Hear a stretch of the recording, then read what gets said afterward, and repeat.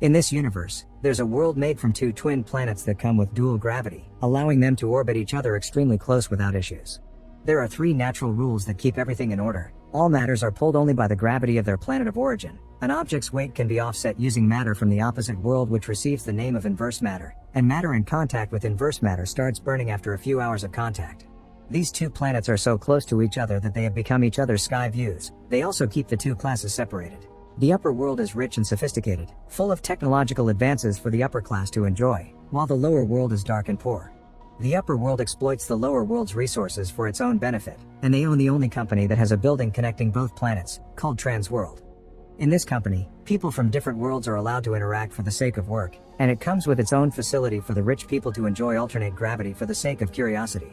Outside this building, people from different planets aren't allowed to interact, and the law will punish them if they do so.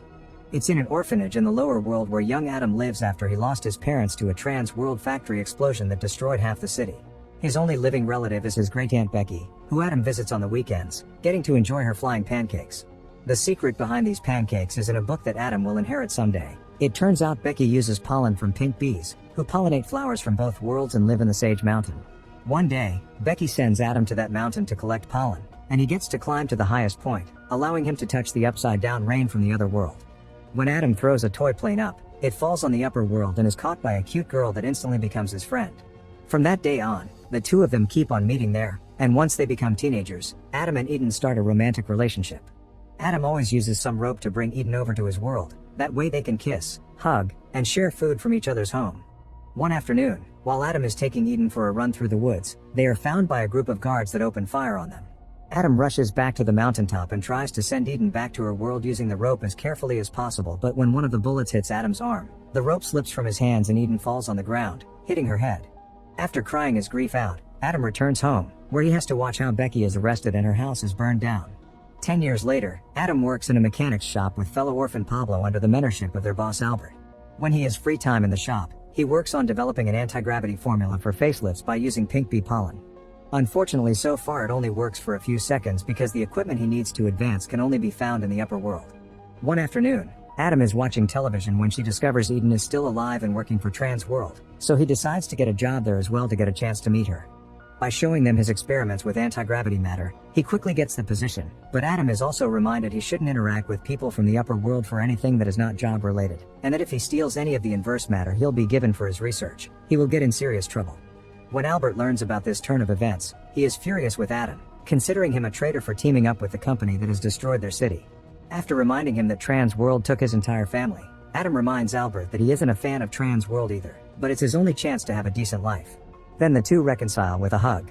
Meanwhile, Eden is going to a support group to help her deal with her amnesia, which she's had since she fell that day on the mountain.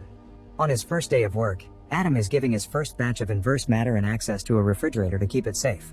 He also gets to befriend Bob, an employee from the upper world that invites him to meet him in the smoking room because nobody will see them there.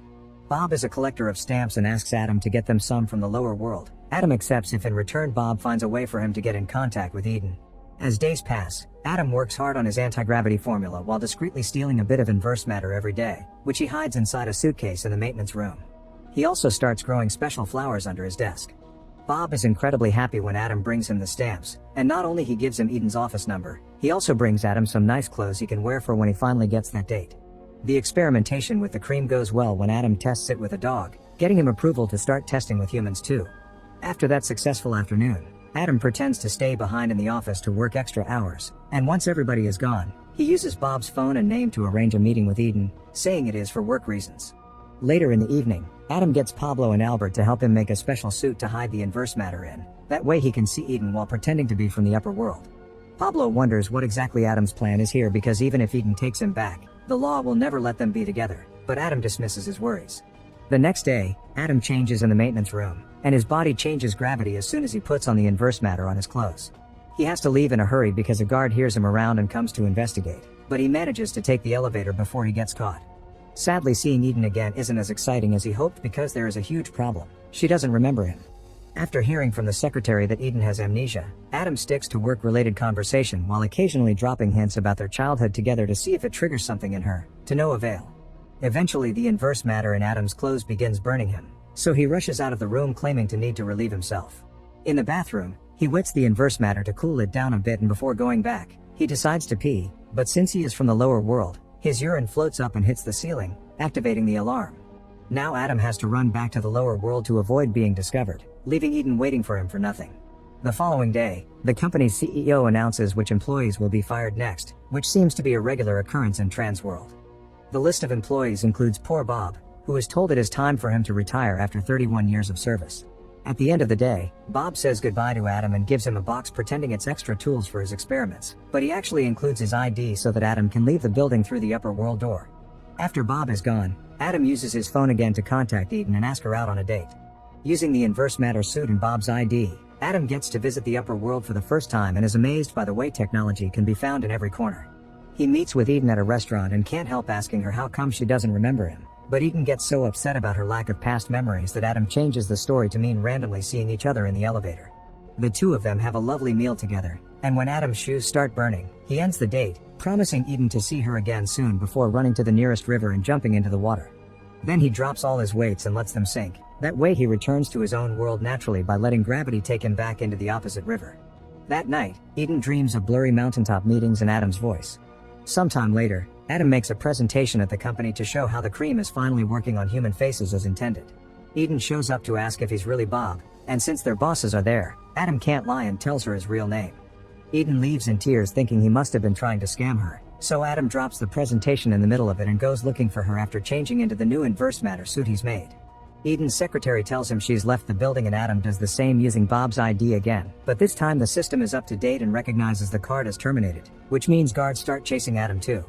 Adam runs through the city and realizes he only has one way to lose the guard. He takes off his weights and lets gravity take him up to hide underneath a building balcony. That night, Eden dreams again, and this time she remembers her entire first meeting with Adam when they were kids. In the morning, Adam goes to Bob's house, who doesn't hesitate to hide him for a while and fixes his suit to make it stop overheating anymore. As thanks, Adam shows Bob his anti-gravity formula, explaining he didn't tell Trans World the final ingredient so they can't steal it from him. The people at Trans World are realizing this too, and the CEO orders his guards to find Adam before the cops do. A few moments later, Adam visits the same restaurant and is pleased to find Eden waiting for him because she finally remembers it all. The couple reunites with a kiss, but unfortunately their sweet moment is interrupted by the police coming after Adam, forcing him to escape through the window and lose his weights again to let gravity take him back to his own planet. While reporters on TV cover the story of a fugitive from the lower world, Adam returns to the mountaintop, which is the perfect step to take because Eden does the same on her side.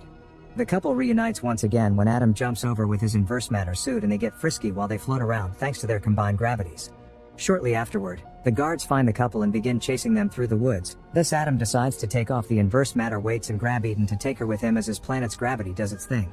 They end up stuck inside the old abandoned structure of a zeppelin, and when Adam is accidentally hit by a bullet, he urges Eden to let go of him so she can save herself. Eden ends up being arrested, and Adam miraculously survives by landing on top of a tree. As Adam makes his way back home, he's approached by two agents sent by Trans World that leave him an ultimatum. If he gives them the complete anti-gravity formula and promises not to contact Eden again, then they will drop all the charges. While Adam starts to come to terms with the fact he is lost and he'll be a loser in the lower world forever, Bob continues to experiment with the anti-gravity demo Adam left behind and manages to take it one step further by combining it with water. In the meantime, Eden receives the special flowers Adam had been growing, inspiring her to go to Bob for help. The next day, Adam is working with Albert again when he's suddenly visited by Bob, who has managed to come to the lower planet by using the updated anti-gravity formula on himself, since the body is mostly made out of water. He's also sacrificed his stamps to make some money and bought the patent under Albert's shop's name before Trans World did, so their future is secure. Lastly, Bob tells Adam he has a date waiting for him. After changing into nicer clothes, Adam rushes to reunite with Eden, who is in the lower world thanks to Bob and the updated formula, meaning she now can stay here permanently. She's also brought big news: she's pregnant with twins.